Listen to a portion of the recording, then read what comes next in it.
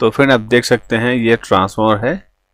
तो इसकी जो ऊपर में आप देख सकते हैं, ये जो ऊपर में है इसको हम लोग आयरन कोर कहते हैं, यानी कि ये कोर है।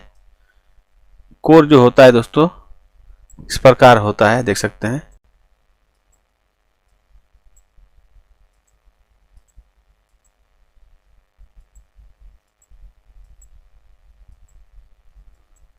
इस प्रकार ये आयरन कोर होता है, इसको हम लोग ई कहते हैं। और एक लंबी सी होती है इसमें, इसको हम लोग आई कहते हैं, ठीक है। तो ई आई जो है इससे ये आपका ट्रांसफार्मर बनता है, इसको हम लोग कोर कहते हैं। और इसकी जिसपे हम लोग वायर को लपेटते हैं, आप देख सकते हैं जिसपे वायर हम लोग लपेटते हैं उसको हम लोग बोबिन कहते हैं। तो बोबिन दोस्तों कैसा होता है देख सकते हैं, बोबिन कुछ इस प्रकार होता है, देख सकते हैं। बोबिन कुछ इस प्रकार होता है जिसपे हम लोग वायर को लपेटते हैं। तो इस प्रकार ये आपको बोबिन मिल जाएंगे और इस पे हम लोग जो है आयरन कोर को लपेटते हैं, देख सकते हैं। इस पे हम लोग वायर को लपेटते हैं, इस पे हम लोग वायर को लपेट देते हैं।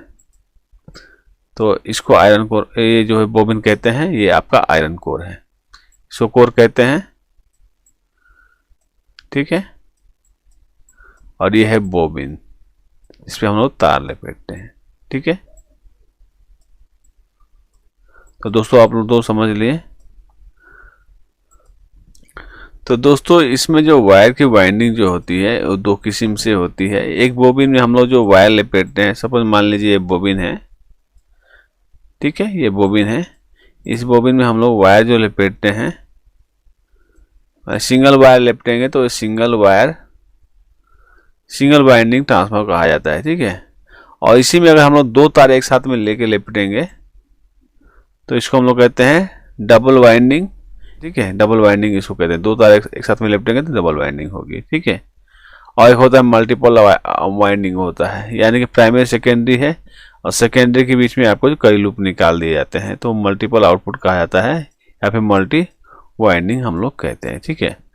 और एक दोस्तों वायर होता है एक साथ में हम लोग दो लपेटते हैं वायर, उसको कहते हैं हम लोग बाइफिलर वाइंडिंग, यानी दो तार एक साथ में लपेटा जाता है, उसको कहते हैं बाइफिलर वाइंडिंग, ठीक है। तो फिर हम लोग अब ट्रांसफार्मर कैसे चेक करते हैं इसके बारे में हम लोग समझ लेते हैं। ट्रांसफार्मर में आपको प्राय दो वाइंडिंग मिलेंगे, ठीक है, कि आपका इनपुट का मिलेगा और आपको आउटपुट का मिल जाएगा, देख सकते हैं इस प्रकार का। दोस्तों चेक करने के लिए हम लोग क्या करेंगे, इसमें चेक करने के लिए हम लोग यूनिटी मीटर से हम लोग इसको चेक करेंगे, ठीक है, मीटर चेक करेंगे यहाँ पे। तो इसमें क्या है, मीटर में जो आपका मीटर रहेगा या मल्टीमीटर में अगर वो आपका हाफ दिखा रही है, ठीक है, तो ये ट्रांसफार्मर ओके माना जाता है। अगर पूरा फुल दिखाएगी ये शॉर्ट मानी जाएगी, या फिर उसकी जो नीडल है वो आपको जो है इंडिकेट नहीं कर रही है, यानी कि रिफ्लेक्शन नहीं कर रही है, तो ये आपका ट्रांसफार्मर खराब हो सकता है। दोस्तों ट्रांसफार्मर हम लोग प्रैक्टिकल में भी एक बार चेक करेंगे, तो आज हम लोग थ्योरी में समझ लेते हैं। ट्रांसफार्मर को स्विच बोर्ड लगा चेक करेंगे, ठीक है। जब सप्लाई देंगे उस पीरियड में बल्ब जल जाएगी तो ये शॉर्ट मानी जाएगी, ठीक है। अगर बिल्कुल नहीं जल रही है उस पीरियड में ट्रांसफार्मर खराब हो सकता है, लेकिन यहाँ पे आपको शॉर्ट करके चेक करना होगा।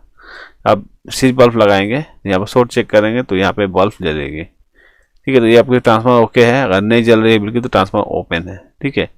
और इसको में जोड़े यहाँ पर डायरेक्ट बल्ब जल जा रहा है तो ये शॉर्ट माना जाता है। तो इस प्रकार हम लोग चेक कर सकते हैं, ठीक है। अब इसकी जो है आकार बढ़ती घटती जाएगी। मान लीजिए अगर 100 वाट की है तो इसकी आकार अलग होगी, और 5000 वाट की रहेगी तो उसकी आकार अलग रहेगी, ठीक है। लेकिन दोस्तों इसमें ध्यान देने वाली बात यही है, जब भी आप इस ट्रांसफार्मर को आप परचेज करेंगे या फिर ट्रांसफार्मर को बनाएंगे तो वो आपको वाट में नहीं बनते हैं, ठीक है। ये आपको ध्यान देने वाली बात है। इसको कभी भी हम लोग VA में बनाते हैं, ठीक है। VA के दोस्तों मतलब होता है वोल्ट एम्पियर।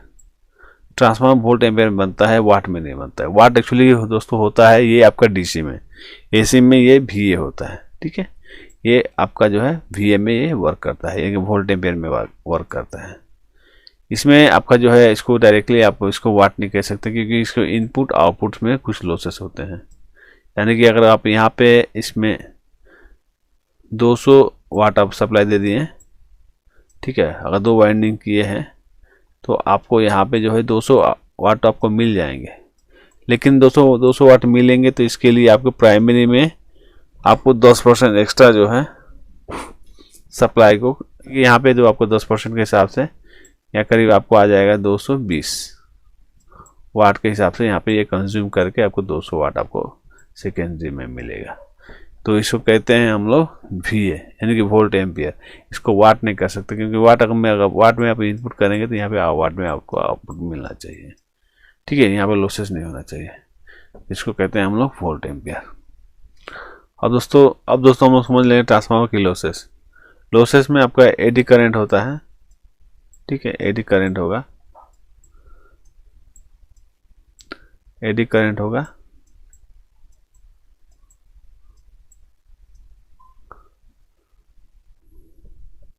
अब दोस्तों हम लोग इसमें समझ लेते हैं ट्रांसफार्मर में लॉसेस कितने प्रकार के होते हैं, यानी ट्रांसफार्मर के लॉसेस कितने प्रकार के होते हैं। दोस्तों ट्रांसफार्मर के लॉसेस जो है आपके 4 प्रकार के होते हैं। एडी करंट लॉस होता है, आपका हिस्टैरिसीस लॉस होता है, लीकेज लॉस होता है और कॉपर लॉस। करंट क्या होता है इसके बारे में हम लोग पहले समझ लेते हैं। दोस्तों एडी करंट जो है आपका कोर के ऊपर होता है। ये जो कोर देख सकते हैं, ये जो कोर है, कोर वाले ट्रांसफार्मर में एसी के प्रभाव से ट्रांसफार्मर की वाइंडिंग के साथ साथ कोर में भी कुछ वोल्टेज उत्पन्न होते हैं। जैसे कि ये कोर है, देख सकते हैं, इसमें भी वोल्टेज कुछ उत्पन्न होते हैं कोर में भी, ठीक है। इससे हम लोग वाइंडिंग में उत्पन्न होता है, यानी कि वाइंडिंग में भी आपका करंट जो है जनरेट होता है, तो उसी तरह इसमें भी कुछ जनरेट होते हैं, ठीक है, जनरेट होते हैं। इसी करंट को एडी करंट कहते हैं, यानी कि इसमें जो आपका करंट उत्पन्न होता है कोर में, उसी को अपन एडी करंट कहते हैं, ठीक है।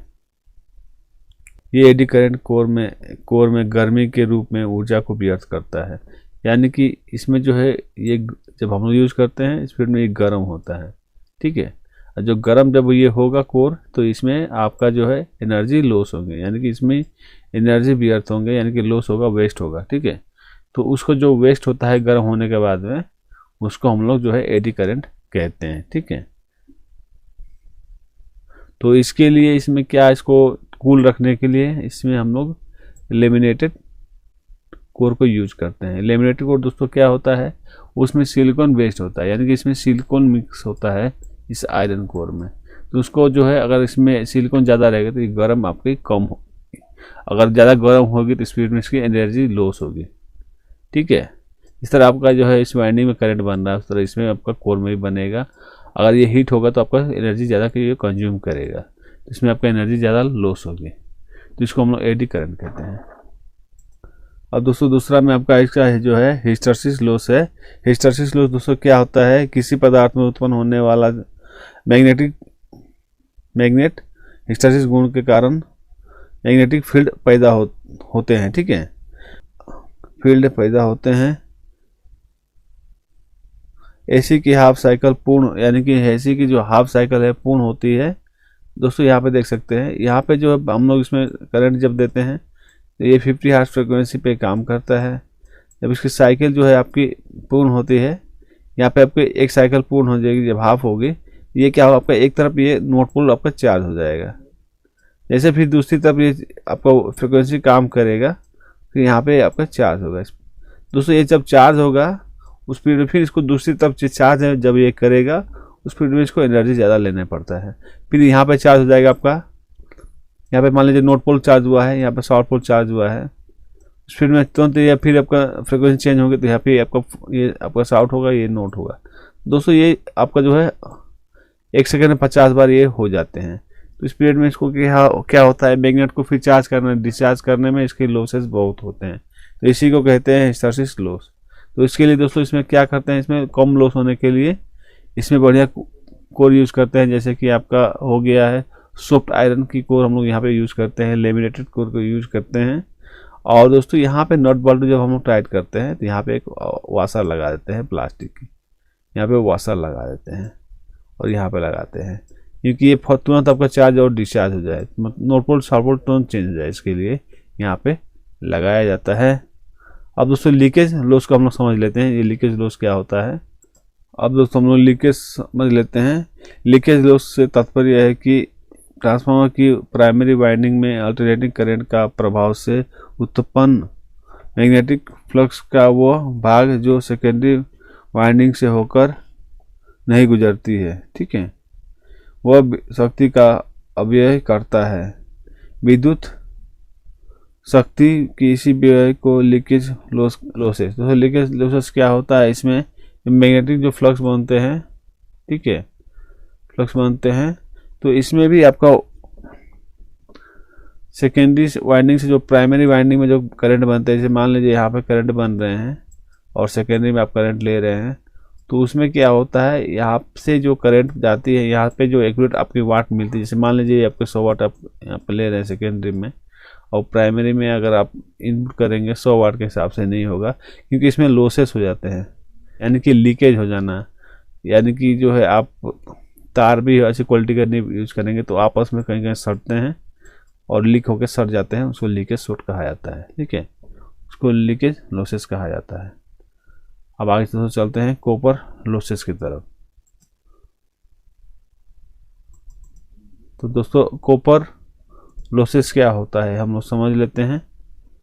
तो दोस्तों कॉपर लॉस हम लोग समझ लेते हैं। कॉपर लॉस जो होता है उसमें हम लोग जो वाइंडिंग करते हैं, तो कुछ हम लोग इसमें कॉपर वाइंडिंग करते हैं, ठीक है, तो कॉपर वाइंडिंग जो करते हैं तो इसकी जितनी बड़ी ट्रांसफार्मर होगी और इसकी जितनी लंबी होगी वायर, उसमें रेजिस्टेंस आपका ज़्यादा बनता जाता है, ठीक है, और रेजिस्टेंस ज़्यादा बनेंगे तो उसमें क्या होगा, आपका लॉसेस ज़्यादा होगा, ठीक है, और कम लेटेंगे तो उसमें रेजिस्टेंस कम होंगे, तो आपकी इसकी जो एनर्जी है वो शॉर्ट होगी, और ज़्यादा लपेट देंगे तो उसमें आपकी जो है इस वायर में कुछ करंट आपका रह जाएंगे वायर में ही, तो जो कॉपर में रह जाते हैं वायर में उसको हम लोग कॉपर लॉस कहते हैं, ठीक है।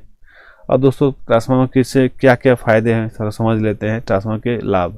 ट्रांसफार्मर के उपयोग से होने वाले मुख्य लाभ निम्नलिखित हैं। ट्रांसफार्मर के उपयोग से अतिरिक्त ऊर्जा का खर्च किए बिना ही वोल्टेज और करंट या सिग्नल को बढ़ाया, यानी स्टेप अप स्टेप डाउन किया जा सकता है, ठीक है। तो इसमें गति की अभाव के कारण किसी प्रकार का टूट फूट नहीं होता है या मशीन के समान मेंटेनेंस की ज़रूरत नहीं पड़ती है। तो उसको ट्रांसफार्मर में मेंटेनेंस की जरूरत नहीं पड़ती है, ना वो ट्रांसफार्मर मूवमेंट करता है, या आपको इसमें प्राइमरी सप्लाई देंगे, सेकेंडरी में वो आपका जो है वर्क करके निकाल देगी, ठीक है। क्योंकि ट्रांसफार्मर में विद्युत है, ट्रांसफार्मर में प्राय एक सेकेंडरी से दूसरी सेकेंडरी से फिजिकली अलग होते हैं, इसीलिए प्राइमरी साइड की सर्किट और सेकेंडरी साइड के सर्किट से बिल्कुल अलग या आइसोलेट होती है। यानी कि ये आपका जो है ट्रांसफार्मर प्राइमरी सेकेंडरी है आपका फिजिकली जो है आपका देखेंगे कि उसमें आपका कोई कनेक्शन आपका जो है मैग्नेटिकली जो आपस में कनेक्टेड रहेंगे। तो दोस्तों यहाँ पे आज ट्रांसफार्मर के बारे में हम लोग समझे हैं कि इसकी लॉसेस क्या होती है, ठीक है, और इसमें ट्रांसफार्मर के कितने प्रकार के इसमें जो है कोर हम लोग यूज करते हैं, ठीक है, और इसकी बोबिन क्या होती है। और दोस्तों आप बताएंगे डायोड के बारे में, हम लोग जो है डायोड के बारे में समझेंगे, डायोड क्या होता है, डायोड कितने प्रकार के होते हैं। कल आपका वीडियो मिलेगा। आज के लिए इतना ही। जय हिंद, जय भारत।